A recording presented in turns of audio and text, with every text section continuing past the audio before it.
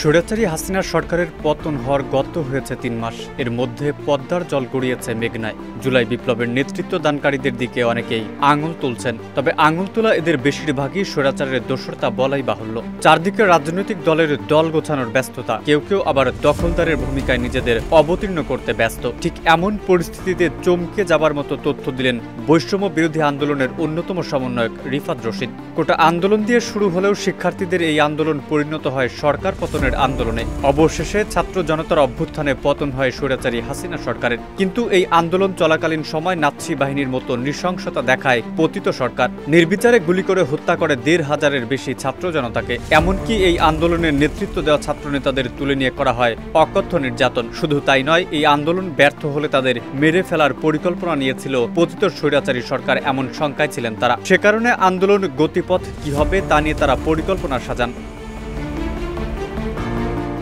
Million offer Walton fridge কিনে পেতে পারেন ২০ লক্ষ টাকা, রয়েছে কোটি কোটি টাকার নিশ্চিত উপহার। ৫ আগস্টের অভ্যুত্থান ঘিরে সমন্বয়কদের কি পরিকল্পনা ছিল, সেই পরিকল্পনায় ব্যর্থ হলে কোন ধরনের পদক্ষেপ নেওয়া হতো, এমনকি সবাইকে মেরে ফেললে আন্দোলন চলমান রাখতে প্ল্যান বা কি ছিল, এসব বিষয় নিয়ে ফেসবুকে দীর্ঘ স্ট্যাটাস দিয়েছেন বৈষম্য বিরোধী ছাত্র আন্দোলনের অন্যতম সমন্বয়ক রিফাত রশিদ। শনিবার সামাজিক যোগাযোগ মাধ্যম ফেসবুকে একটি পোস্ট দিয়েছেন তিনি লিখেছেন, যারা ভাবেন ছাত্ররাই দেশ চালায় তারা ভুল ভাবেন। ছাত্ররা গোটা ক্ষমতা কাঠামোর একটা অংশ, পুরোটা জুড়ে মোটেও ছাত্ররা নাই। সরকারের ছাত্র প্রতিনিধিদের বার্গেইন করতে হয়। সরকারের বাইরে যারা সেই ছাত্রদের ভরসা আসলে রাজপথ, তাদের ভরসা শিক্ষার্থীরা, তাদের ভরসা জনগণ। এই বাদে তাদের কোনো ভরসার জায়গা নাই। রিফাত লিখেন, ৫ আগস্টে মার্চ টু ঢাকা কর্মসূচিতে আমাদের পরিকল্পনা ছিল শহীদ মিনার বা শাহবাগ দুইটার যে কোনো একটা জায়গায় আমরা জড়ো হব, যেখান থেকে আমরা গণভবন অভিমুখী মার্চ করব। যদি গণভবনের দিকে মার্চ করার সময় আমাদের উপর ম্যাসাকার চালায় তাহলে আমরা সশস্ত্র সংগ্রামের দিকে যাব। নাহিদ ভাই সশস্ত্র সংগ্রামের ঘোষণা দিয়ে একটি ভিডিও বার্তা বানিয়ে রাখে। দু একজন জার্নালিস্টকে এই ভিডিও বার্তা পাঠিয়ে রাখে। যদি আমরা কেউই পরবর্তীতে ঘোষণা দেওয়ার জন্য বেঁচে না থাকি তাহলে ৫ তারিখের পর যাতে আন্দোলন নির্দেশনার অভাবে নিস্তেজ না হয়ে যায়। আমরা যারা নেতৃত্ব দিয়েছি তারা সহ গোটা দেশেই শহীদ হওয়ার জন্য মুখিয়েছিলাম। সেদিনের বর্ণনা করতে গিয়ে তিনি লিখেন, সকাল থেকে ঢাকার পরিবেশ ছিল থমথমে। সকালেই শহীদ মিনারে গুলি চলে। আসিফ বাকের মোয়াজ্জেম ভাইকে হত্যার জন্য চানখারপুলে বার্ন ইউনিটের উপর থেকে স্নাইপার দিয়ে গুলি চালায়। কিন্তু একটা পর্যায়ে মোটামুটি অর্গানিকভাবেই গণভবন অভিমুখে মার্চ করে। লক্ষ লক্ষ মানুষের ঢল নামে ঢাকার রাস্তায়। শাহবাগে যখন আমরা ছিলাম তখন বিভিন্ন সোর্স থেকে নিউজ আসতে থাকে হাসিনা পদত্যাগ করে ক্ষমতা সেনাবাহিনীর কাছে হ্যান্ডওভার করবে।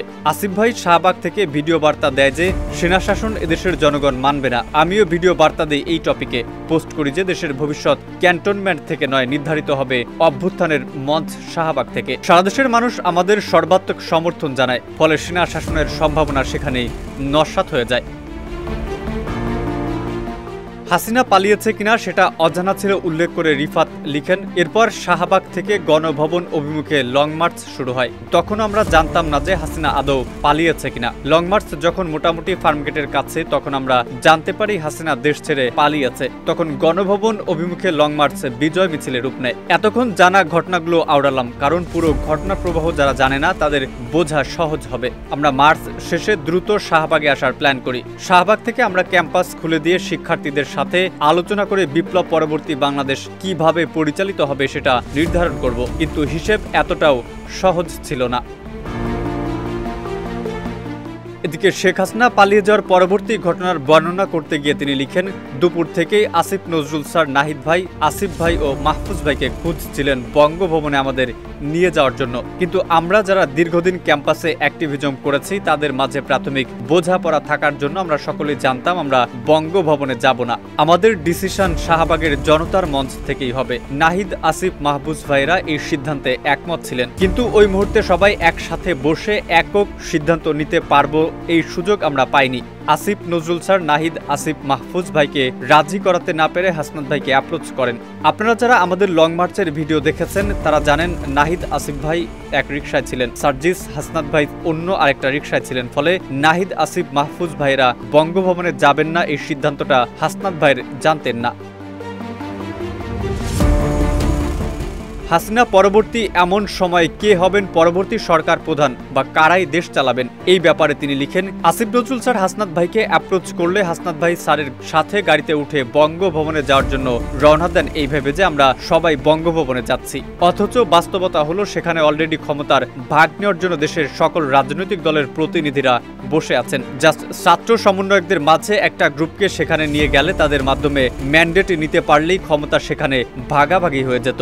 ক্ষমতার কেবলা শাহবাগ থেকে ক্যান্টনমেন্টের দিকে শিফট করার প্রচেষ্টা ব্যর্থ হওয়ার পর ক্ষমতাকে সকল পলিটিক্যাল দলের সমর্থনে বঙ্গভবনে শিফট করে ফেলা হয়। আমরা টিভিতে যখন দেখতে পেলাম হাসনাত ভাই বঙ্গভবনের দিকে যাচ্ছেন, তখন নাহিদ ভাই হাসনাত ভাইকে কল দিয়ে জানান যে আমরা কেউ বঙ্গভবনে যাচ্ছি না। তখন হাসনাত ভাই দ্রুত গাড়ি থেকে নেমে আমাদের কাছে চলে আসেন। আমরা তখন চ্যানেল 24 এর অফিসে প্রেস ব্রিফিং এর প্রস্তুতি নিচ্ছিলাম।